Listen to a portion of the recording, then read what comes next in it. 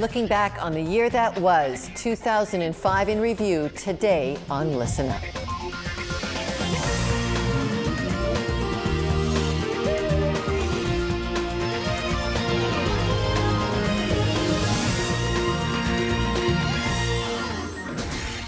Welcome to Listen Up, and I'm Lorna Duick, and this is our year in review, starting the new season off, looking back at the headlines that are shaping our future. The year began in 2005 with recovery from a tsunami that left the world in shock. And devastation was the biggest headline of the year, from the tsunami to Hurricane Katrina, which left thousands homeless in the south of the U.S. We then moved to Pakistan, where an earthquake has left more than 1 million homeless and suffering in the cold. From there, it became a storm of crime, with headlines of gun violence rocking Canada's largest city and 4 RCMP families devastated by crime, determined to make a difference. There is a culture of drugs and a ruthless but well-organized industry that we as a nation have largely chosen to ignore, even to the point of decriminalizing it. But it is killing our children, our youth, our police, and our future, and it's got to stop. It must stop here, and it must stop now. Today, our families call upon Parliament to scrap Bill C-17 and to begin crafting an effective national drug strategy. The dominant news story throughout the year was the same in 2005 as it was the previous year: the war in Iraq and the politics that seemed to be tearing the world apart.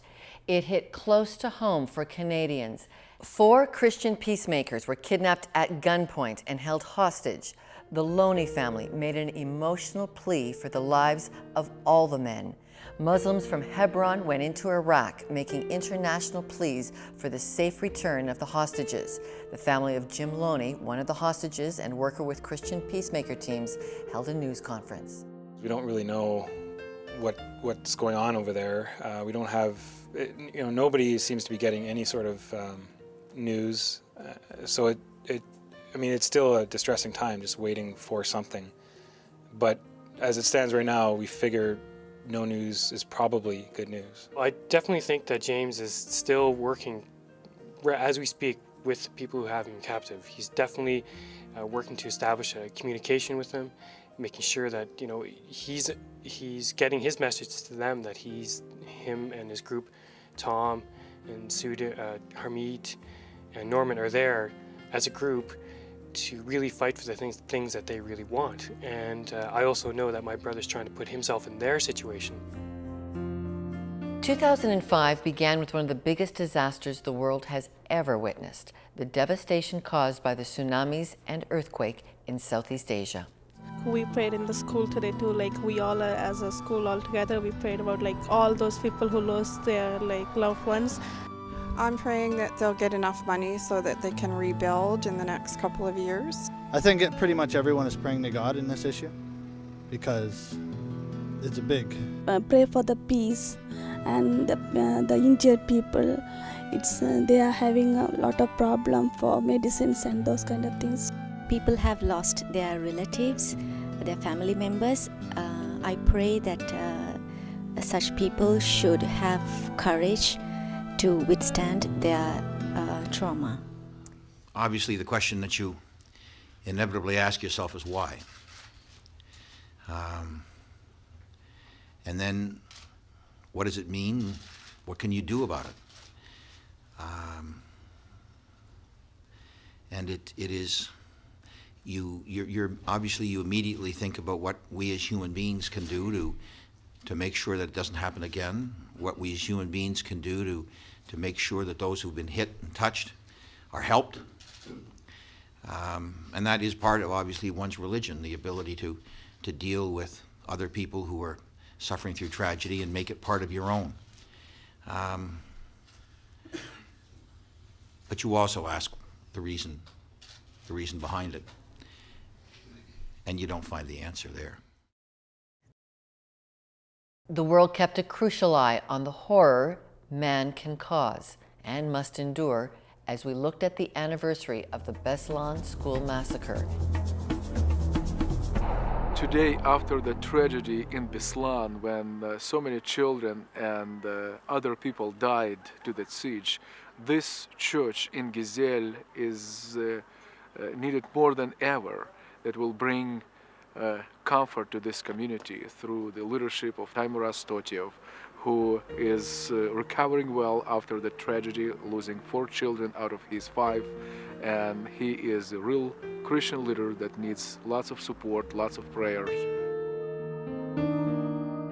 Well, I wanted to do something for Africa for a long time and didn't really know how to do it or what avenue to take. And I've been involved in sport my whole life, be it as an athlete as well in the media. And a lot of people said to me, why not athletes? Why not sport? You have connections there and maybe an opportunity to grow it. And it didn't make sense to me at first. And we batted it around for months, and the name actually came to the name Athletes for Africa. Adrian has been tireless in his pursuit of many key figures in the Toronto sporting world, I guess you could say, including a couple of members of the Raptors organization. And I've, been blessed with the opportunity to be the Raptors announcer for 10 years now, and I've seen a lot in my travels. I've seen a lot in the league, and I've also been blessed with the opportunity to go to Africa a couple of times myself. So what has gripped you about Africa that's worth taking into the basketball court? Meeting the people, seeing the joy in their faces, knowing how much we have here in the Western Hemisphere, especially in North America. We live in an incredibly affluent and abundant society here in Canada, and we take, and I'm not exaggerating this, we take it far too much for granted. From Africa to North America, we looked into the growing problem of gun violence and the rising danger of grow-ops. Bruce Smith is a former football champion and real estate tycoon who works with youth who are at risk. Bruce, thank you for joining us. So you have decided to take your city chaplaincy, which was for business people, is for business people, and you guys have adopted for 5 years now a neighborhood that is at risk. That's in what used to be called Toronto's Projects, Sparrow Way. Tell me what you've concluded. It's not a black problem. It's not a Sparrowway problem. It's a problem where the social order has been disrupted. And one of the things that we've noticed in a large proportion of problems with young people, there is a father missing in action. There's a role that the father can play that the mother can't play. They say it takes a neighborhood or community to raise a child. And we don't have that anymore because everybody looked their own way because they're thinking about their own life or their own child, because it's not me that's in the predicament at the time. I don't care. But if it happens to our children, then we'll want everybody to do something or say something. But each and every individual, I think, should come together as one. Philip Owen is the mayor who introduced Canada to its first and only safe injection site for drug users. He feels his experiment with controlling rather than prohibiting has lessons that now apply to marijuana and why it should be decriminalized and regulated for use. Why are you going to carry on with this approach of prohibition and allow the criminal element to vacuum dollars out of our community? And where do you have a business where the criminal element gets all the money and the taxpayer gets stuck with all the social and health costs? This is bizarre to continue this course. When we return, inside one of the year's more controversial science stories, the intelligent design debate. Here by creation or chance? That's when we return.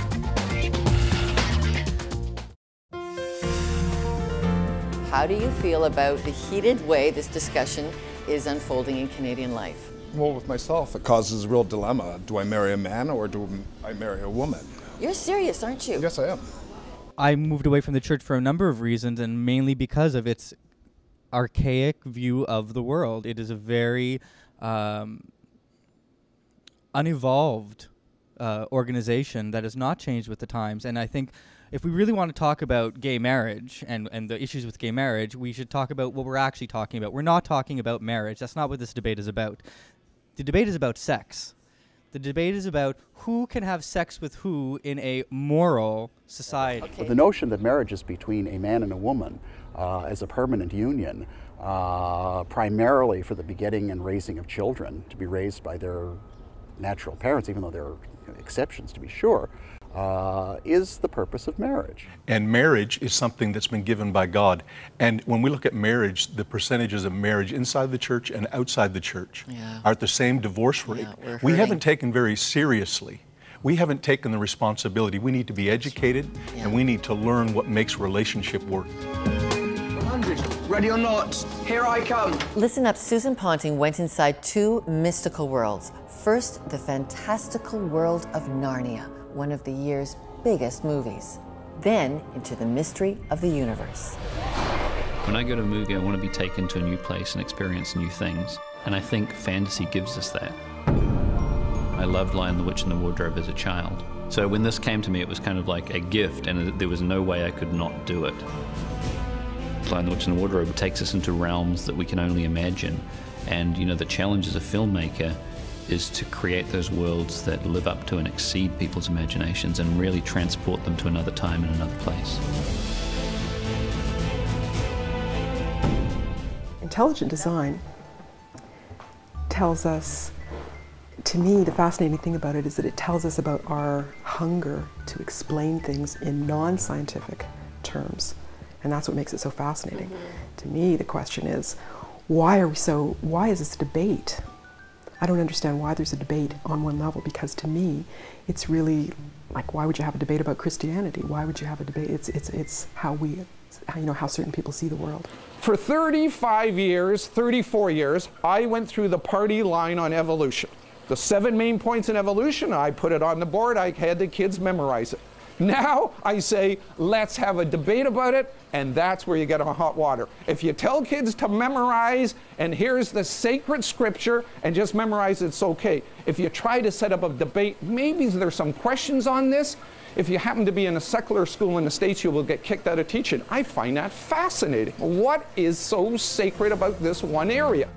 Our Labor Pains program looked at both sides of the union debate in North America. During the 80s and the early 90s, the attack from the employers and governments on the right was on the blue-collar worker, and that's now shifted. In the last 10 years or so, it's shifted to the white-collar worker, the more professional groups in society, but they're facing the same challenge: to take away job security, to lower your income, to have you pay for all of your own health care benefits and all of this. So it's a bit of a rude awakening for a lot of these people, but it's a reality of the times.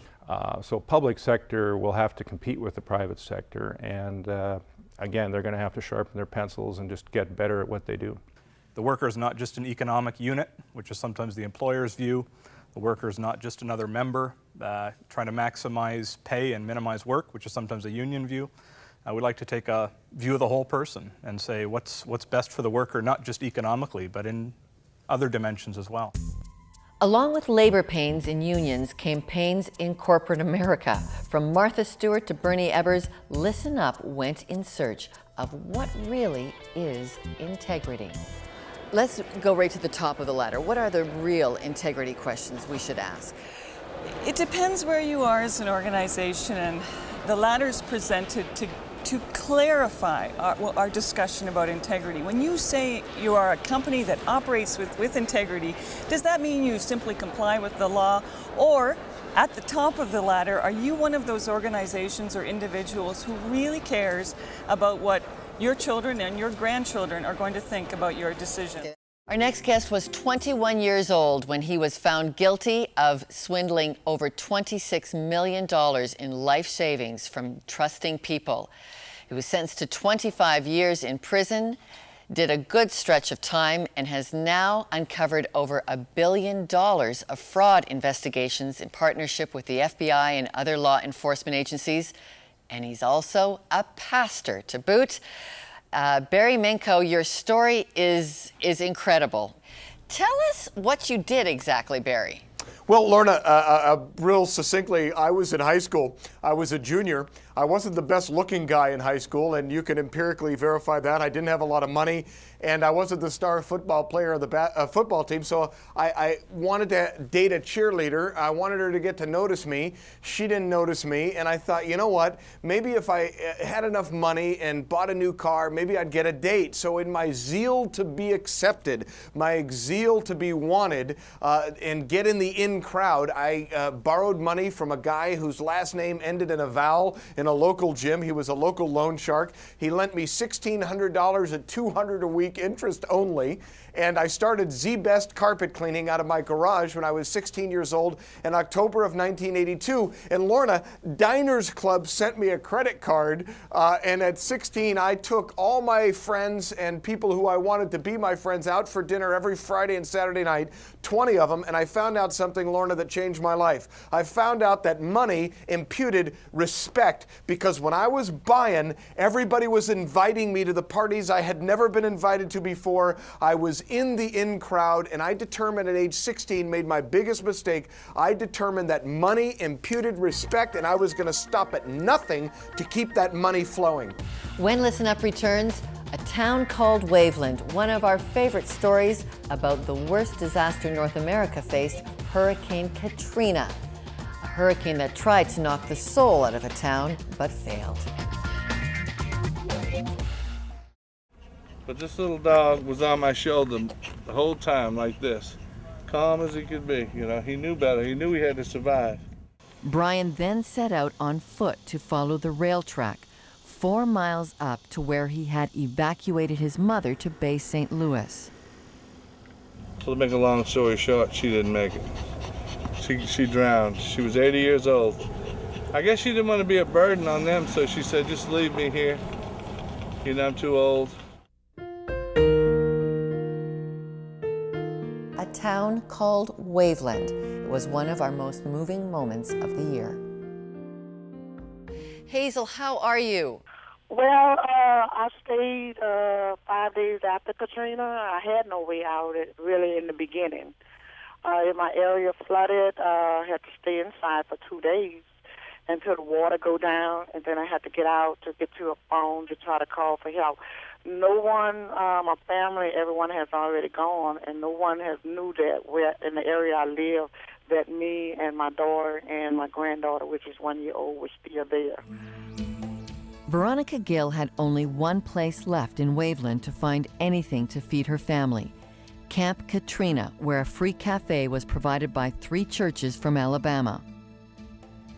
Love Your Neighbor is moving into place, even though the neighborhood coming to help is from a state away.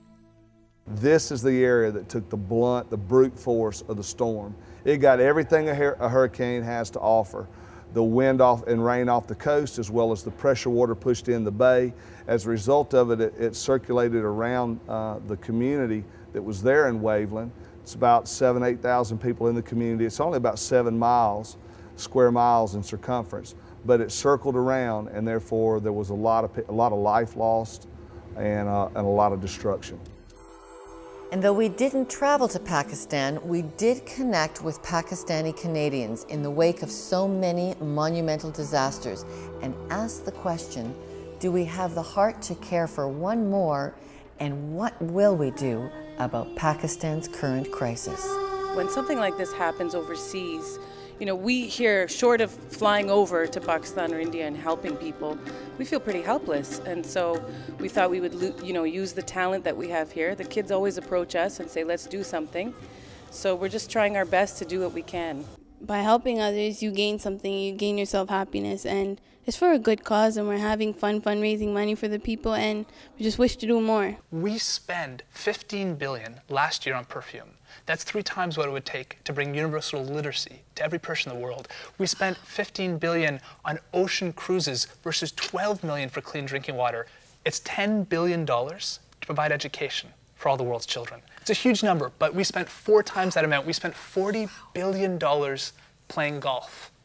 We spent $40 billion. And that's not to say that we can't play golf. It's not to say we can't enjoy an ocean cruise. It's not to say that we shouldn't have perfume. Okay. But we have to recognize, you know, to those whom much is given, much is expected in return. We have the ability, for the first time ever in our society, in our history, to eliminate the worst forms of poverty. Not all poverty, and some people say you'll never eliminate all poverty, but the 1.2 billion people who live on less than $1 a day, the most backbreaking, arduous poverty, we can make that history. It was a complicated year for stories of faith. The Ontario government refused the Muslim community's request to introduce Sharia law tribunal courts throughout the province. Religious law, Sharia law, if used in the in any way. It's not just the arbitrary act, and it's not only Canada. It's any liberal democracy that says you can mediate using religious doctrines for family law will automatically oppress these women. For Dawn McGinty to come out without even telling, let alone consulting with the Jewish organizations and Christian organizations who are abolishing arbitration, is a dreadful thing to do. It's misunderstood and misrepresented. If people understood how Sharia is, people wouldn't mind it. But there is a lot of fear-mongering, and yes, there is bad implementations, but that where Canada had the protections to stop this. As a Muslim man though, Tariq, why are you against Muslim Sharia law? Well, because primarily it doesn't exist. I mean, most of the Sharia law is man-made books written in the 9th to 10th centuries. They mostly were written to serve the interest of the sultans and kings of that time. And after the 11th century, everything was frozen. So we have a set of laws that are not from the Quran. They are human created laws. They're essentially misogynist. They're quite homophobic. And they tend to create divisiveness in society. One of Canada's best-selling authors and best-known generals is Romeo Dallaire. His circuit was to promote the book Shake Hands with the Devil, the Rwandan Genocide. And we also took a look at the related film, Hotel Rwanda. I thought it was good. It's sad. I thought the world could have done a better job than what they did. I think they should listen to the people. I'm from South Africa, so I know what was going on, and I think the most captivating piece was when McNulty said, you know, everybody hears about it overseas, but everyone goes sorry and ooh and ah and you know, that's awful, but nobody does anything about it. You know, they just go on. I've never cried more in a movie in my entire life. It was amazing. It was brilliant. Not really. Sorry.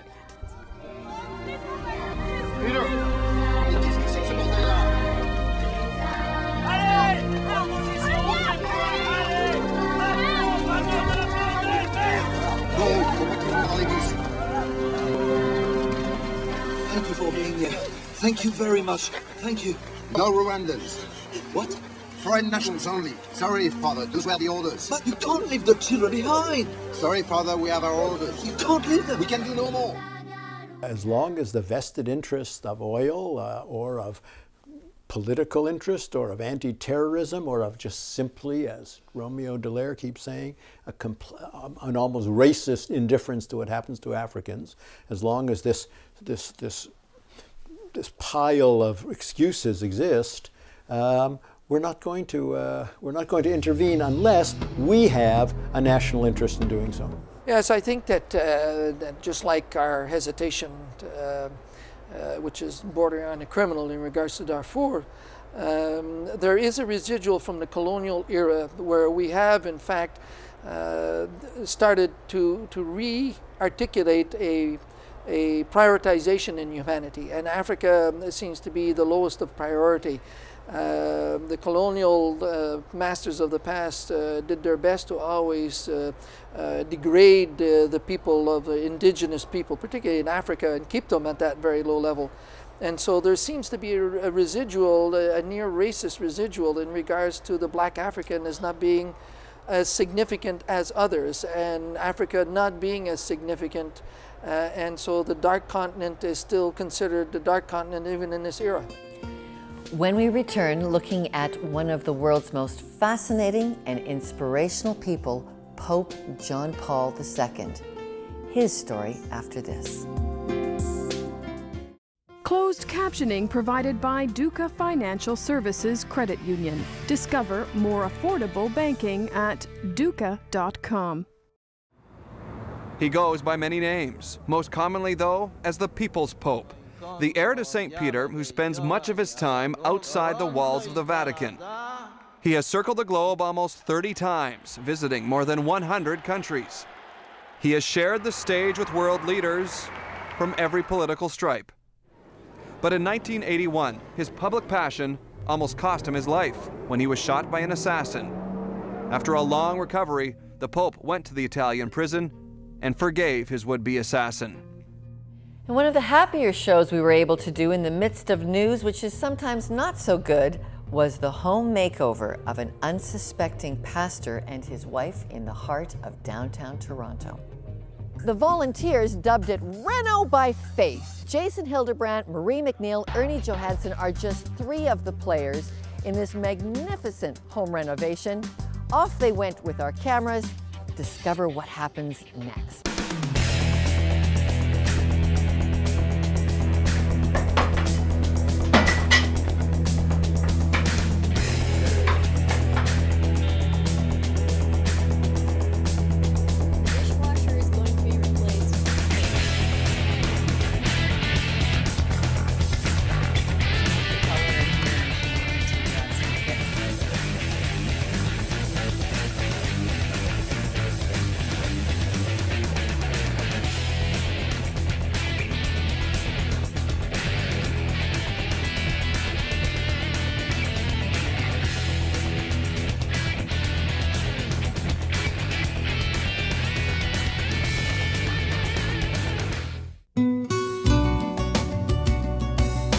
Well, they could call this a bestseller, but it's free. It's Our Daily Bread, one of North America's most popular spiritual resources for the questions that affect your lives. Available for you at keypromises.org, no cost or obligation. Order your copy today. Just a summary of the leading highlights we found at Listen Up TV, the news team that really does believe God has the whole world in His hands. Check out our take on a spiritual perspective behind news and current affairs. More stories you can watch anytime online at listenuptv.com. Lots of great background information, a blog that journeys you through the year. Thanks for joining us. I'm Lorna Duick.